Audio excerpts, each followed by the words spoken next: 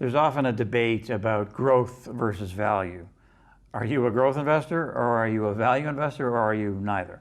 We're neither. I don't think that it pays to paint yourself into a corner.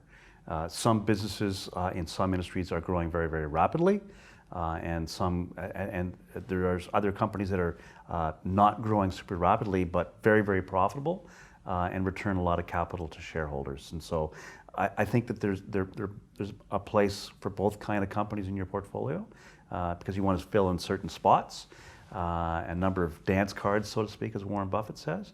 But you know, Warren Buffett said one of the biggest mistakes he ever made was not investing in Google when it was very small, and he was offered the opportunity. Same with Amazon.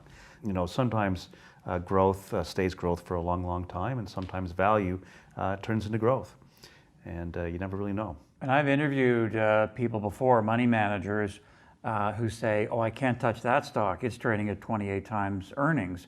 And I'm saying, but look at the chart, and you're missing out. And like, it's an Amazon, it's a Shopify, so I've never quite understood that. I understand you're a value investor, but you just missed that huge run. Totally. And Amazon is now profitable. They didn't used to make money, now they do. And then growth, I guess, on the other side of that would be, you know, you could get hit because one mistake, one bad quarter, and you're screwed. Yeah, I mean, if a stock trades at 28 times earnings and it grows at 10%, and it trades at 28 times earnings a year from today, and it's up 10%, then fine. It doesn't really matter. Like, the multiples don't really matter. That's a math number. That's just an excuse for not doing things. And you know, the argument that Amazon never made money, the amazing thing is that Amazon did a capital raise a long, long time ago. And yet I kept looking at their balance sheet, and their assets kept going up and up and up.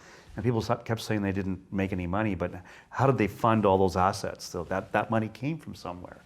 And so, you know, you really have to look at how do you value, or how do you measure what growth actually is, and how do you measure what profitability really is. And if you stick yourself into boxes where you have to think, well, this is the way I do it, and then somebody else goes out in there and changes the whole world like Amazon did, you're really missing a huge opportunity, because you've painted yourself into a picture. It's a big mistake.